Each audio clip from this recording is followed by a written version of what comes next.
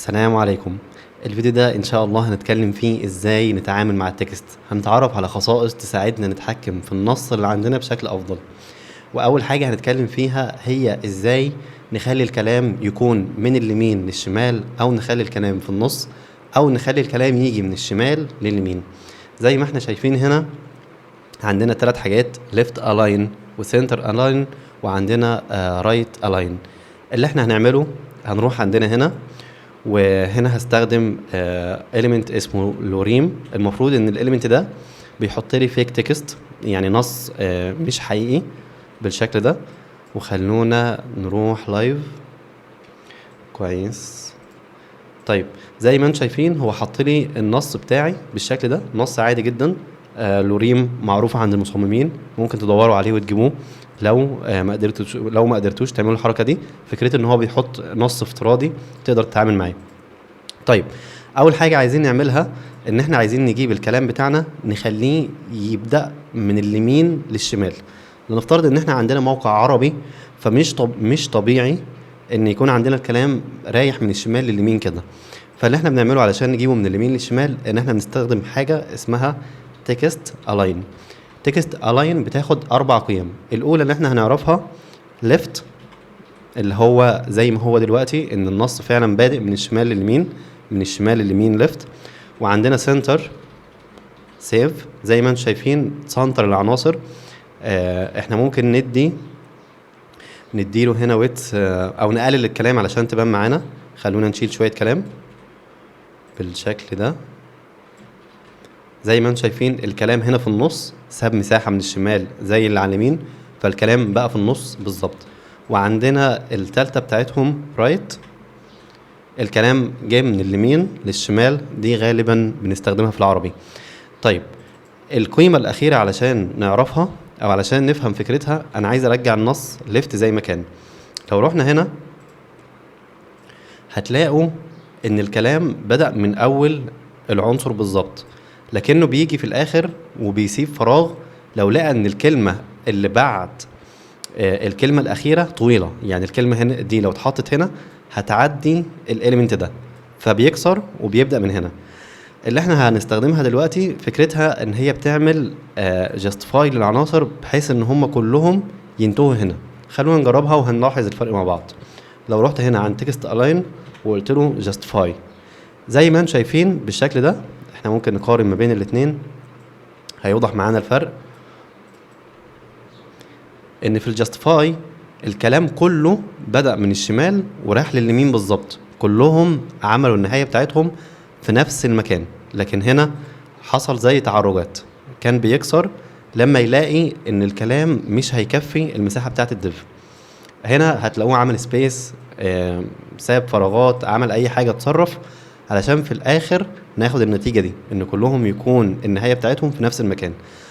طيب كده اتكلمنا عن التكست الاين. قلنا ان في عندنا ليفت وفي عندنا سنتر وفي عندنا رايت.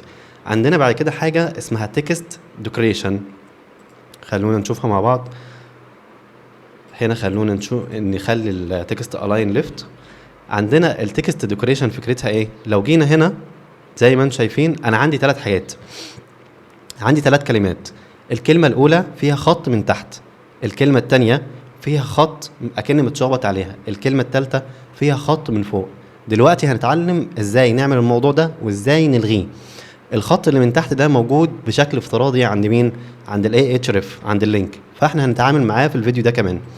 طيب لو جيت للنص بتاعي انا ممكن اقول له تكست ديكوريشن، ده اسم البروبرتي او اسم الخاصيه بتاعتنا. هقول له اندرلاين، حط لي خط من تحت.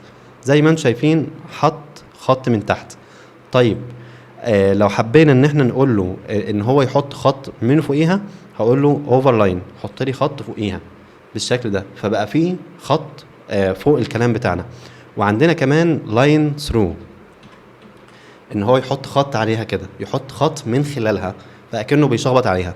الكلام ده مفيد وبنحتاجه في سيناريوهات مختلفة. خلونا هنا نحط ايه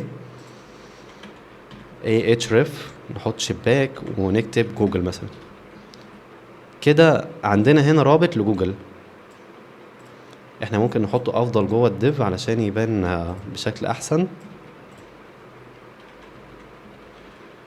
طيب وهنلغي من هنا التكست ديكوريشن. انا عايز بس الاي هنا علشان الغي الخط اللي تحتيه او اي اليمنت عامه في بروبرتي معينه انت عايز تلغيها، بكل بساطه بتكتب اسم البروبرتي دي. هنا هاجي اقول له تكست ديكوريشن وهقول له نون، مش عايز ان هو يكون عنده خط من تحت، نون الغيها لي.